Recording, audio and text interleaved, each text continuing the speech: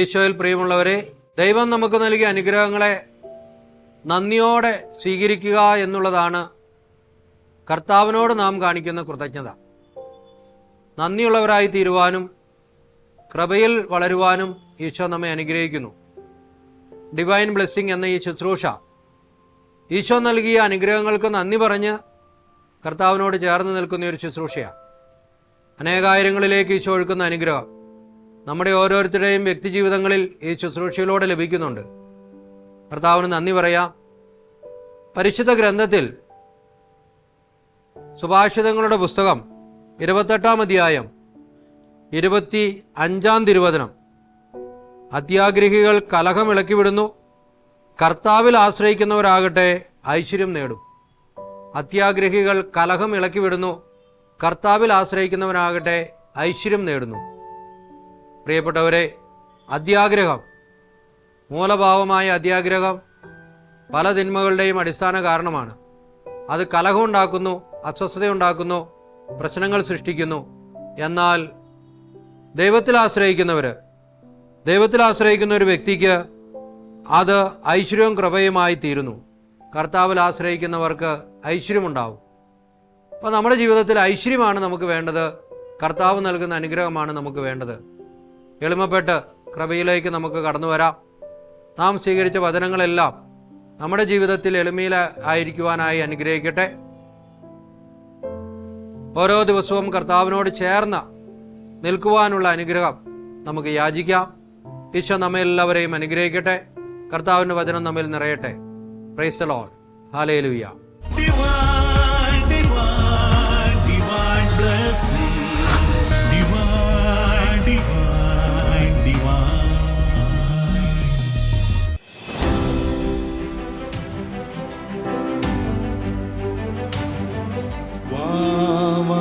യേശുനാഥ കരങ്ങൾ വീശി ആരാധന ആരാധന യേശുവേ ആരാധന.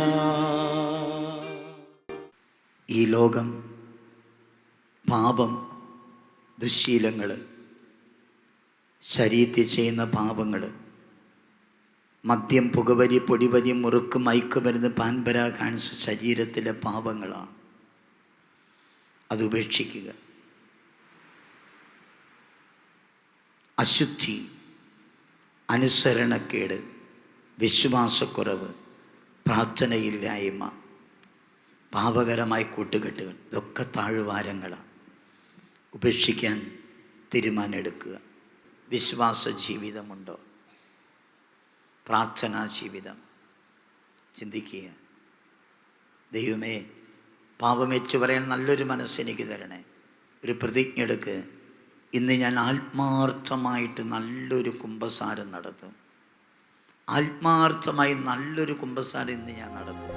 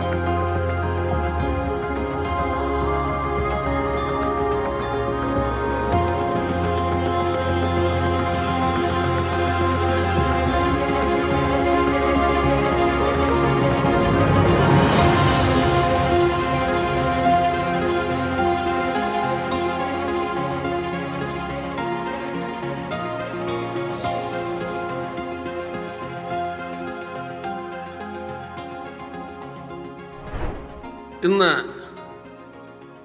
നമ്മുടെ കുട്ടികളെ ഉപദേശിക്കുന്ന ആരാണ്?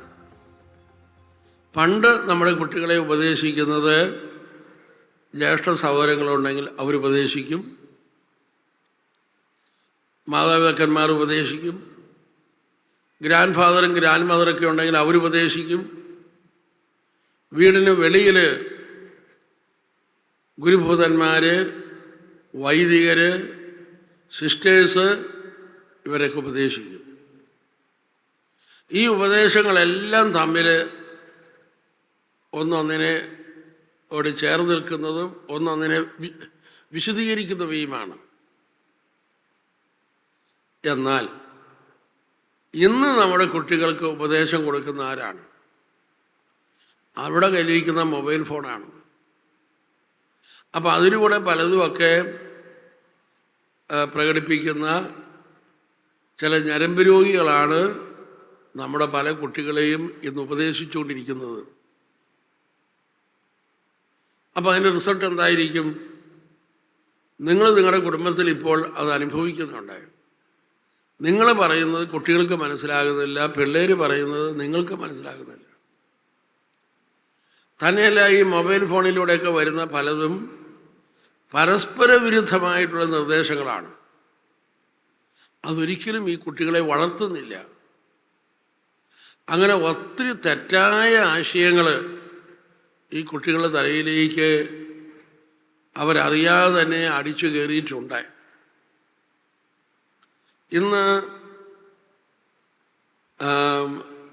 അങ്ങനെ പല കുട്ടികളുടെയും തലയിലേക്ക് അടിച്ചു കയറിയിരിക്കുന്ന ഒരു തെറ്റായ ആശയം സെക്സിനെ കുറിച്ചുള്ളതാണ്.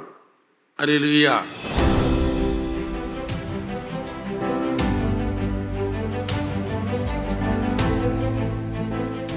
ഹല്ലേലൂയ. ഹല്ലേലൂയ. മറിയം എലിസബത്തിൻ്റെയും സക്കറിയായുടെയും വീട്ടിൽ ചെന്നപ്പോൾ മറിയം എലിസബത്തിനെ അഭിവാദനം ചെയ്ത് സംസാരിച്ചപ്പോൾ എലിസബത്ത് പറഞ്ഞു, എന്താ പറഞ്ഞത്? നീ സ്ത്രീകളിൽ വാഴ്ത്തപ്പെട്ടവളാണ്. 14 വയസ്സുള്ള പെൺകുട്ടിയോട് പറയാണ്, നിന്റെ ഉദരത്തിൻ ഫലമായി ഈശോയും വാഴ്ത്തപ്പെട്ടവനാണ്. എങ്ങനെ എലിസബത്ത് ഇതറിഞ്ഞു? പരിശുദ്ധാത്മാവ് വെളിപ്പെടുത്തിയെന്ന് മാത്രമല്ല, മറിയത്തിൻ്റെ അഭിവാദന സ്വരം കേട്ടപ്പോൾ ശിശു എൻ്റെ ഉദരത്തിൽ കുതിച്ചു ചാടി. Praise the Lord. ആരാണ് ആ ശിശു? സ്നാപക യോഹന്നാൻ. സ്നാപക യോഹന്നാൻ പരിശുദ്ധാത്മാവ് കൊണ്ട് നിറഞ്ഞു, എലിസബത്തും പരിശുദ്ധാത്മാവ് കൊണ്ട് നിറഞ്ഞു. 14 വയസ്സുള്ള മറിയം അവിടെ ചെന്ന് അവരെ അഭിവാദനം ചെയ്തപ്പോൾ എന്നിട്ട് എലിസബത്ത് പറഞ്ഞു, നീ സ്ത്രീകളിൽ വാഴ്ത്തപ്പെട്ടവളാണ്. ലോകത്തിലുള്ള എല്ലാ സ്ത്രീകളിലും വെച്ച് നീ വാഴ്ത്തപ്പെട്ടവളാണ്. ഹല്ലേലൂയ.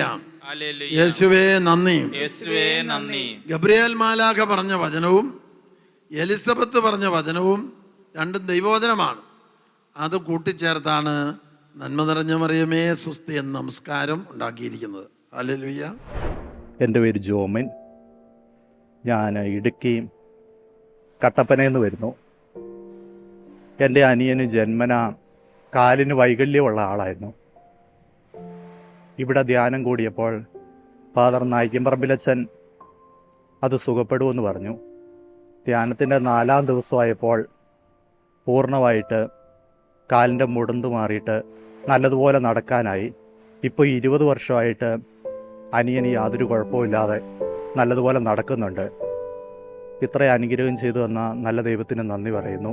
അനിയൻ്റെ പേര് ജോജിൻ ജോസഫ്. ഇപ്പോൾ അവൻ കട്ടപ്പന ലൈബ്രറിയിൽ ജോലി ചെയ്യും. മനുഷ്യ വ്യക്തികൾ തരാത്ത സ്നേഹം മുഴുവൻ എനിക്ക് തരുന്നത് ദൈവമാണ്. ഈ ദൈവത്തിൽ ഞാൻ വിശ്വസിക്കുമ്പോഴാണ് എനിക്ക് അത് കിട്ടുന്നത്. Praise the Lord. എഫേസ്യ ലേഖനം 3-ാം അധ്യായം 19-ാം തിരുവചനം. എഫേസ്യ ലേഖനം 3-ാം അധ്യായം 19-ാം തിരുവചനം.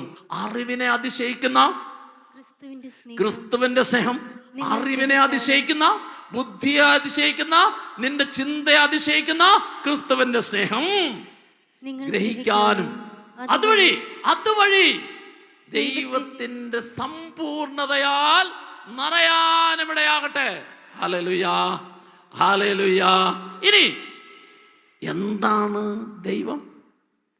കാണപ്പെടുന്നതിലെ കാണാത്തവനാണ് ദൈവം. കാണപ്പെടുന്നതിലെ കാണാത്തവനാണ് ദൈവം. നിങ്ങൾ ശ്രദ്ധിക്കൂ, ഇപ്പോൾ നിങ്ങളുടെ മുമ്പിൽ ആരേ കാണുന്നുള്ളൂ ഈ സ്റ്റേജിൽ? എന്നെ കാണുന്നുള്ളൂ. ശരിയല്ലേ? ശരിയല്ലേ? ഇനി ഈ കാണപ്പെടുന്ന എന്നിൽ കാണപ്പെടാത്ത രണ്ട് കാര്യങ്ങളുണ്ട്. കാണപ്പെടുന്ന എന്നിൽ കാണപ്പെടാത്ത രണ്ട് കാര്യം എന്താണെന്നറിയോ? നിങ്ങൾ കാണുന്ന എനിക്ക് ഇന്ന് ഇവിടെ നിൽക്കണമെങ്കിൽ ഈ കാണപ്പെടുന്ന എന്നെ സൃഷ്ടിച്ച, രൂപപ്പെടുത്തിയ, കാണപ്പെടാത്ത, നിങ്ങൾ കണ്ടിട്ടില്ലാത്ത, അറിയാത്ത എൻ്റെ ഒരപ്പനും അമ്മയും ഉണ്ട്. ഉറപ്പാണോ? സംശയമുണ്ടോ? എൻ്റെ അപ്പൻ ജീവിച്ചിട്ടുണ്ടോ അമ്മ ജീവിച്ചിട്ടുണ്ടോ എന്നല്ല, രണ്ടുപേരും ജീവിച്ചിരിപ്പില്ല. അപ്പനും അമ്മയും ഉണ്ടെങ്കിലേ ഞാനുള്ളൂ. അവരെ ആരെയും നിങ്ങൾ കണ്ടിട്ടില്ല. പക്ഷേ എന്നെ കാണുന്നതിലൂടെ കാണപ്പെടുന്ന എന്നിൽ കാണപ്പെടാത്ത എൻ്റെ അപ്പനും അമ്മയും ഉണ്ട്. അതിനുള്ള തെളിവാണ് എൻ്റെ DNA-യും ബ്ലഡിലെ എൻ്റെ DNA-യും എൻ്റെ അപ്പൻ്റെയും അമ്മയുടെ DNA ഒന്നായിരിക്കും. ഹല്ലേലൂയ.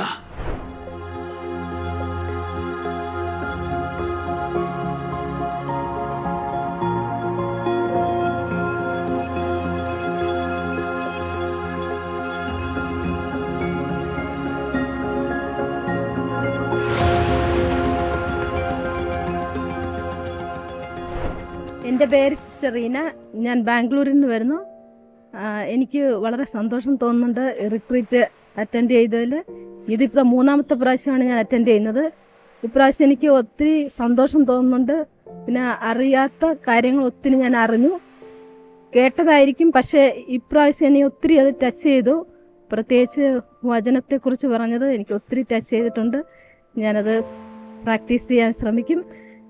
വളരെ സന്തോഷം. ഇനിയും കൂടുതൽ ആൾക്കാർ വന്ന് ഇവിടെ റിട്രീറ്റ് അറ്റൻഡ് ചെയ്ത് അവരുടെ ജീവിതത്തിൽ പരിവർത്തനം ഉണ്ടാകട്ടെ എന്ന് ആശംസിക്കുന്നു, പ്രാർത്ഥിക്കുന്നു. ദൈവത്തിൻ്റെ ശക്തിയെക്കുറിച്ച് നമ്മൾ ചിന്തിക്കുമ്പോൾ നമുക്ക് നമ്മുടെ ലെവലിലെ കാര്യങ്ങൾ അറിയാം. അതിനപ്പുറത്തേക്കുള്ള ആളുടെ ഒരു ശക്തി കാര്യങ്ങൾ നമുക്കറിയില്ല. അതിനേക്കാളും ചിന്തിക്കാൻ പറ്റാത്ത അപ്പുറത്ത് കിടക്കുന്ന കാര്യമാണ് ദൈവത്തിൻ്റെ ശക്തി, കരബലം. ഇതിനെക്കുറിച്ചൊന്നും പൂർണ്ണമായിട്ട് മനസ്സിലാക്കാൻ നമ്മളെക്കൊണ്ട് പറ്റിയിട്ടില്ല.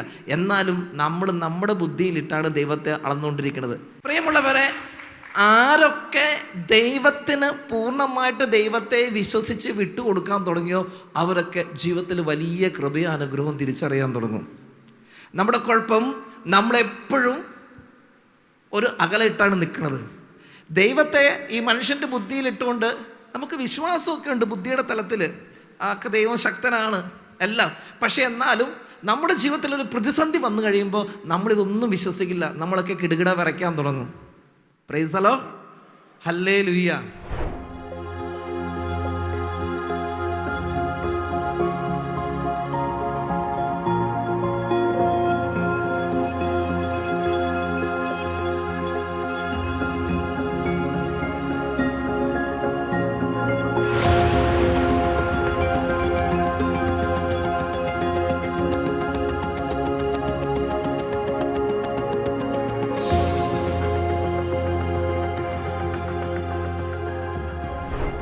എൻ്റെ പേര് ജോൺസൺ എന്നാണ്. ഞാൻ ചേർത്തല പള്ളിപ്പുറം അവിടെ നിന്നാണ് വരുന്നത്. അപ്പോൾ ഞാൻ വിദേശത്ത് വർക്ക് ചെയ്യണം. ഞാൻ നാട്ടിൽ വന്നു കഴിഞ്ഞപ്പോഴത്തേക്കും അമ്മയുടെ നിർബന്ധപ്രകാരമാണ് എൻ്റെ മദ്യപാനം കണ്ടപ്പോഴത്തേക്കും മോനൊന്ന് പോയി ഈ ഡിവൈൻ ധ്യാനം എന്നുള്ള ഒരു ധ്യാനം കൂടുന്നു പറഞ്ഞു. അപ്പോൾ ഞായറാഴ്ച വൈകുന്നേരം ഞാൻ വന്നു. എന്നിട്ട് പോയാലെന്ന് ആലോചിച്ചാണ്, വന്നതല്ല തിങ്കളാഴ്ച പോയാലെന്ന് ആലോചിച്ചാണ്. പിന്നെ ഇവിടുത്തെ വാക്കുകളും വചനങ്ങളും ശുശ്രൂഷയൊക്കെ ഉണ്ടെങ്കിൽപ്പോഴത്തേക്കും ഒരുപാട് സന്തോഷമായി. പിന്നെ അങ്ങോട്ട് നിന്നു. പിന്നെ മൊബൈലെല്ലാം ഇവിടെ മേടിച്ച് വെച്ചപ്പോഴത്തേക്കും ഭയങ്കര ഇറിറ്റേഷൻ ഉണ്ടായി. പക്ഷേ സഹിച്ച് അമ്മയുടെ കരച്ചിൽ കണ്ണീര് കണ്ടിട്ട് ഞാൻ ഇവിടെ നിന്നാണ്. അമ്മയ്ക്ക് വേണ്ടിയിട്ടുള്ള ഇത് പങ്കെടുക്കണം, ഇത് പൂർത്തീകരിക്കണം എന്ന് ആഗ്രഹം ഉണ്ടായിരുന്നു. അപ്പോൾ പോയിട്ട് മദ്യപിക്കാനുള്ള ചിന്തയൊക്കെ ഉണ്ടായിരുന്നു ഇത് ധ്യാനത്തിൻ്റെ ഇടയിലേക്കാണ്. അപ്പോൾ ഒരുപാട് സന്തോഷം ഇവിടെ വന്ന് ഇത് പങ്കെടുക്കാൻ സാധിച്ചത്.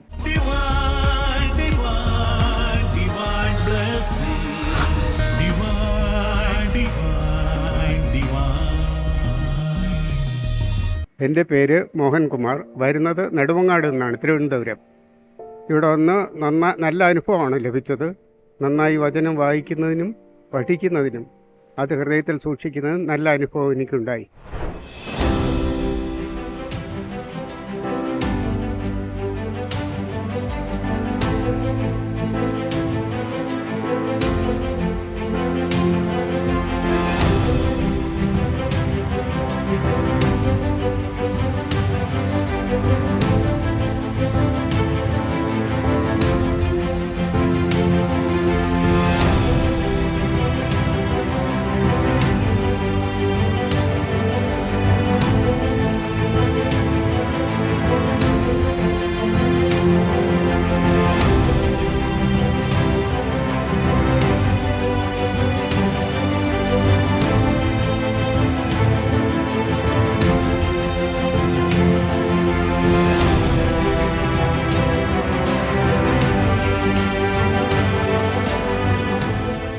വിശുദ്ധ ലൂക്ക അറിയിച്ച സുവിശേഷം അധ്യായം 1, 13 ദൂതൻ അവനോട് പറഞ്ഞു, സക്കറിയ, ഭയപ്പെടേണ്ട, നിന്റെ പ്രാർത്ഥന കേട്ടിരിക്കുന്നു.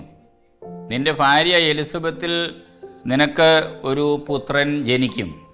ഇന്നത്തെ വചനം നമ്മെ ഓർമ്മപ്പെടുത്തുന്നത് ദൈവിക സന്നിധിയിൽ നമ്മൾ സമർപ്പിച്ചിട്ടുള്ള പ്രാർത്ഥനകൾ ദൈവം ഓർമ്മയിൽ സൂക്ഷിച്ചിട്ടുണ്ട് എന്നും ആ പ്രാർത്ഥനയ്ക്ക് ഒരു പ്രത്യുത്തരം അവിടുത്തെ പക്കൽ നിന്ന് നമുക്ക് ലഭിക്കുമെന്നും ഉള്ളതാണ്. ഒരുപക്ഷെ മാനുഷികമായിട്ട് ചിന്തിച്ചാൽ സക്കറിയയുടെ ജീവിതത്തിൽ, എലിസബത്തിൻ്റെ ജീവിതത്തിൽ ഒരു കുഞ്ഞുണ്ടാകാൻ വേണ്ടി അവർ ദീർഘനാൾ പ്രാർത്ഥിച്ചു. പക്ഷേ ആ പ്രാർത്ഥിച്ചപ്പോഴൊന്നും ദൈവത്തിൽ നിന്നും അവർക്ക് ഉചിതമായ ഒരു മറുപടി ലഭിച്ചില്ല.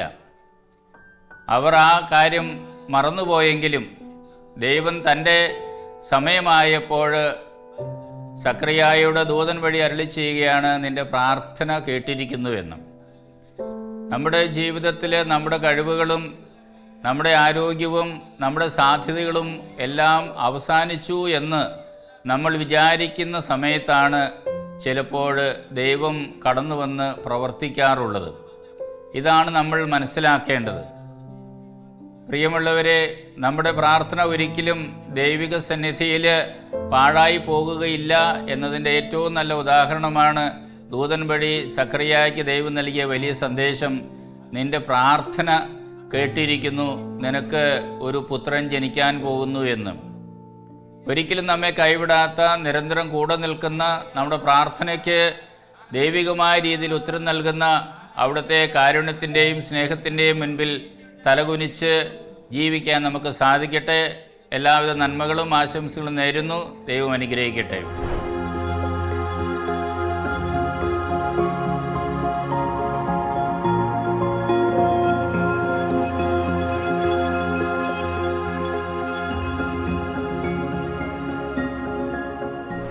എൻ്റെ പേര് നെസ്ര, ഞാൻ ചേർത്തലയിൽ നിന്നാണ് വരുന്നത്. ഞാൻ നേഴ്സായിട്ടാണ് വർക്ക് ചെയ്യുന്നത്. ഇപ്പം 4-4.5 വർഷമായിട്ട് എൻ്റെ പുറത്ത് പോകാനുള്ള കാര്യത്തിന് വേണ്ടിയിട്ട് ഞാൻ ശ്രമിച്ചുകൊണ്ടിരിക്കുകയായിരുന്നു. എനിക്കൊന്നും സാധിക്കുന്നുണ്ടായിരുന്നില്ല. കഴിഞ്ഞ മുമ്പത്തെ മാസം എനിക്ക് ജോലി ശരിയായി.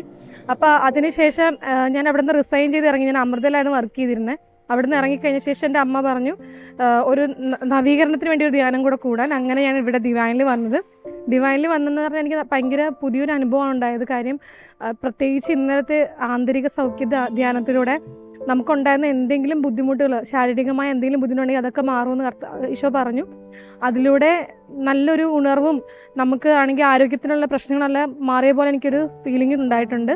പിന്നെ അടുത്തെൻ്റെ പുതിയൊരു ഘട്ടത്തിലേക്ക് കർത്താവ് എന്നെ വീണ്ടും പിടിച്ചു ഉയർത്തും എന്നുള്ളൊരു വിശ്വാസത്തിലാണ് ഞാനിവിടെ ധ്യാനം കൂടി സ്തുതിക്കാൻ വേണ്ടി വന്നത്. നമ്മുടെ ഓരോരുത്തരുടെ ഉള്ളിൽ എത്ര വചനം ഇരിപ്പുണ്ട്. ഇപ്പം വിശുദ്ധ ഗ്രന്ഥത്തിലായിരിക്കണേ വചനം. ഇവിടെ ഇരുന്നാൽ പോരാ. ഇത് നമ്മുടെ ഹൃദയത്തിലും അധരത്തിലും വരണം. ഹൃദയത്തിൻ്റെ തികവിൽ നിന്നാണ് അധരം സംസാരിക്കുന്നത്.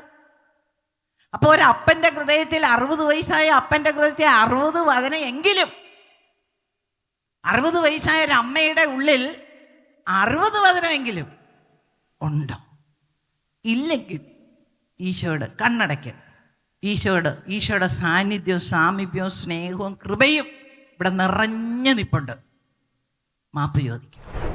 പാപത്തിൻ ചുഴിയിൽ അലയുന്നു ഞങ്ങൾ, ആലംബമന്വേ കേണിടുന്നു.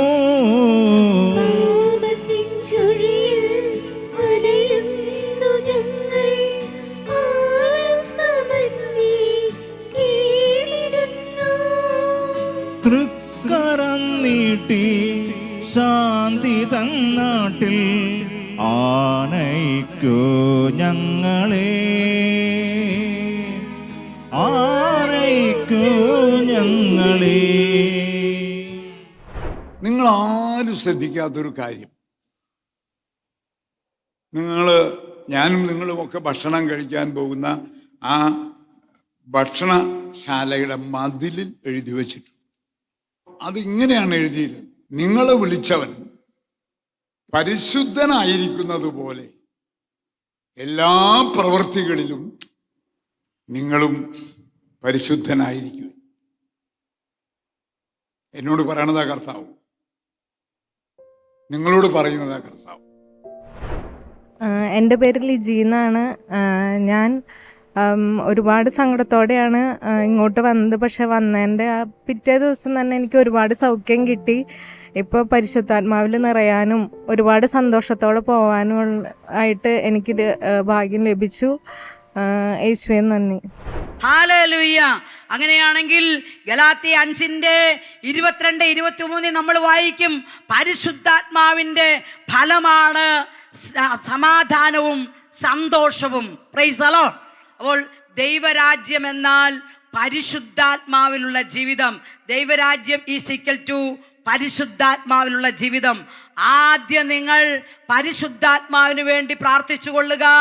അതോടൊപ്പം മറ്റുള്ളതെല്ലാം നിങ്ങൾക്ക് കൂട്ടിച്ചേർത്ത് തരും. Praise the Lord.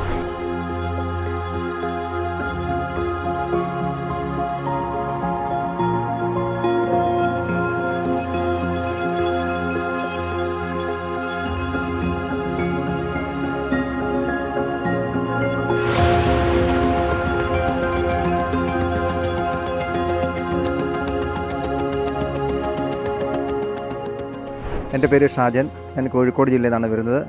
ഞാൻ വർഷങ്ങൾക്ക് മുമ്പ് ഡിവൈൻ ശുശ്രൂഷയിൽ ഞാൻ പങ്കെടുത്തിട്ടുണ്ടായിരുന്നു. വീണ്ടും ഒരു ശുശ്രൂഷയിൽ പങ്കെടുക്കുന്നത് ഒത്തിരിയായി ആഗ്രഹിക്കുന്നു. എന്നാൽ ദൈവം ഇപ്പോൾ എന്നെ അനുവദിച്ചു. പ്രത്യേകിച്ച് ഇവിടുത്തെ ശുശ്രൂഷയെക്കുറിച്ച് പറയുകയാണെങ്കിൽ ബഹുമാനപ്പെട്ട വൈദികരുടെയും അൽമായരുടെയും നേതൃത്വത്തിലുള്ള വചന ശുശ്രൂഷ ഒരുപാട് നന്നായിട്ടുണ്ടായിരുന്നു. ഞാൻ എന്താണോ ആഗ്രഹിച്ചത്, അതായത് ഒരുപാട് സന്തോഷം, അതാണ് ഞാൻ ആഗ്രഹിച്ചത്. അതെനിക്കിവിടെ ലഭിച്ചു. തീർച്ചയായിട്ടും ഡിവൈനിലെ ഈ ശുശ്രൂഷകൾക്ക് ഒരുപാട് നന്ദി പറയുകയാണ്. തീർച്ചയായിട്ടും ഒത്തിരി ആൾക്കാർ ഇവിടെ നിന്ന് ധ്യാനിക്കട്ടെ എന്ന് ഞാൻ ആശംസിക്കുകയും ചെയ്യുന്നു. ഈശോ അനുഗ്രഹിക്കട്ടെ.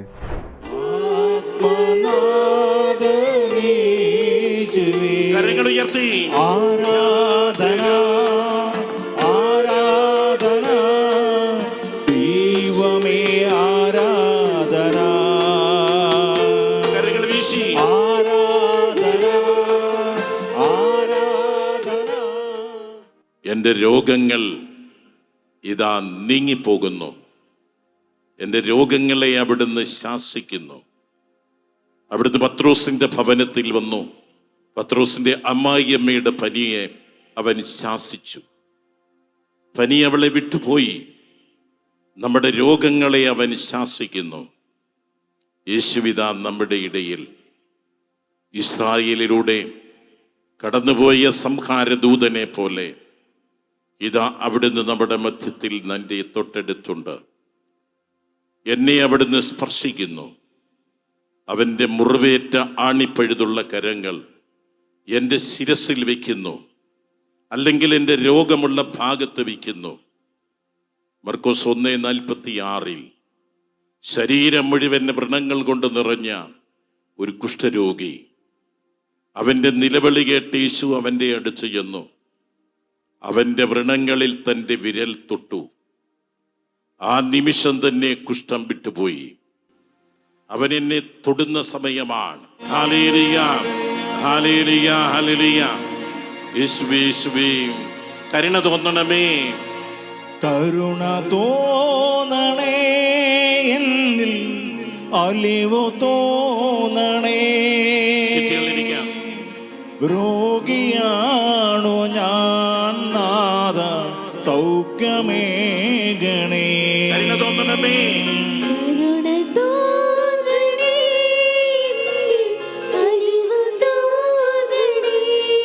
രോഗിയാണ്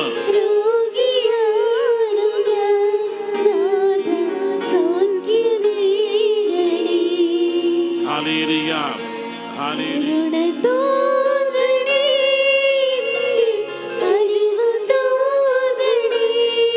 രോഗിയാണ്